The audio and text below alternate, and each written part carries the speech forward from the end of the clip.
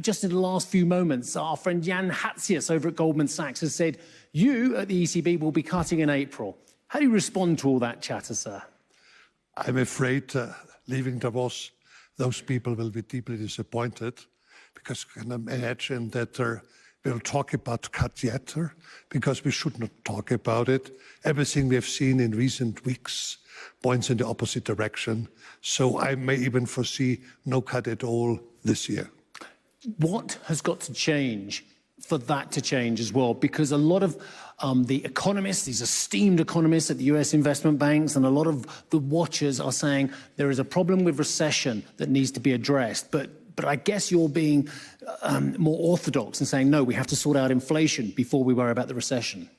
I think inflation is certainly an important element unless we see a clear decline towards 2%, we won't be able to make any announcement at all when we're going to cut.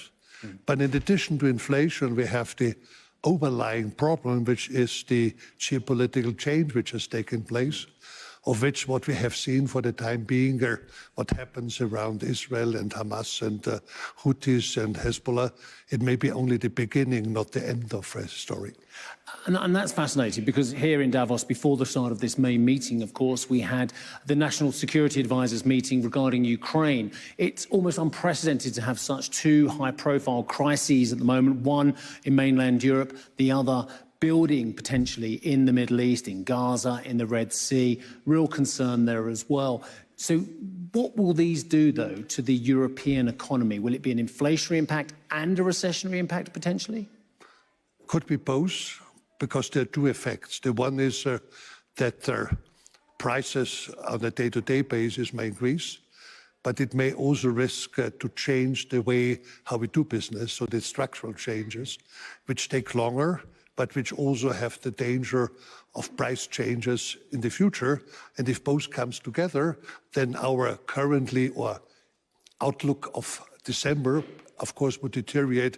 It would take much longer to bring prices down. But can you look beyond that, though, and say, OK, there are these global challenges, but there are real concerns about what is happening because of the cost of money for governments, for corporations, for individuals as well. I think it's fair to say that certain parts of the European economy are already in a technical recession. Certainly industrial Germany looks that way as well. The PMI data is looking underwhelming across the continent as well. Is it not possible that actually the trajectory towards 2% can be seen rather than getting to 2%, and that could be a catalyst for cutting rates? Now, if and as a recession or a stagnation reduces the price level, this will certainly contribute to that. But if this is not the case, we have to stick our price mandate. So whatever happens to the real economy is not our concern if and as inflation remains high. Do you think we will enter a broader recession in Europe this year? It's not excluded. I mean, we have been slightly wrong with our forecast of November, December, where we thought 23 would be a bit better. We have reduced already our forecast for 24. So it's not excluded if and as these geopolitical effects put a further damper on our activity that we may have a stagnation or even recession.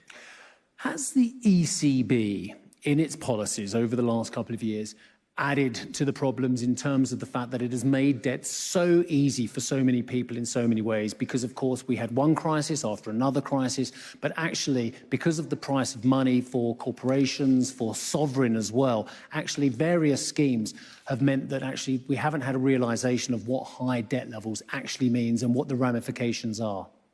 I think all central banks in the world who have been expansionary in recent years made their contribution for good reasons, because we had a crisis which we have not confronted with, which was this deep question of COVID.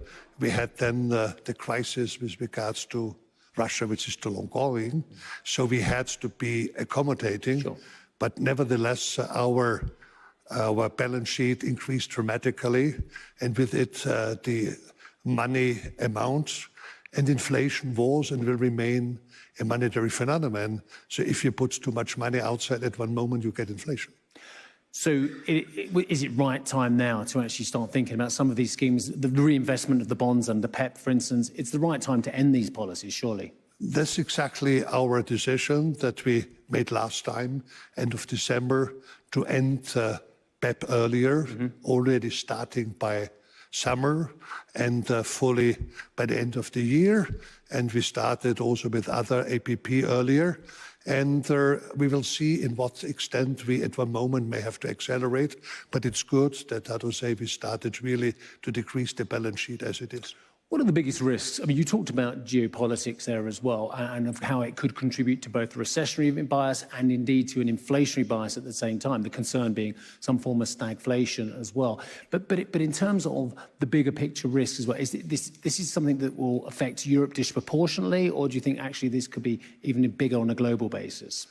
I think it will have an effect on a global basis, but within this, Europe is certainly most hit because the theater of war is not too far away, even here from where we are in Davos. We have now it expanded to the Arabian Peninsula. We have, if you look into the north of Africa, there's no country in the north of Africa which, except one, Morocco, which is in good shape. And all what happens in the Sahel zone, to say, it doesn't look like peace. So Europe is surrounded by problem areas, and so this will have an effect which is much larger for us. But others, like the US, they're also hit by what happens in China, because the Chinese economy, if it doesn't go as well as we would hoped for, it will also be impacted. Yeah, I was speaking to the South African finance minister earlier on, and he is a great commodity seller to China, and he couldn't give me a clear answer on an increased demand from China this year, a year after many people thought China would start growing a lot more aggressively. It's a clear and present danger for the world that China is struggling to recapture some of its previous growth, isn't it? I think this is what we see. This is also what we hear. China tries to accommodate the situation, but for the time being, not yet with too much monetary means. And fiscal means won't help too much because already the debt level is pretty high. So China is not stumbling, but it is not walking straight as it did in the recent years.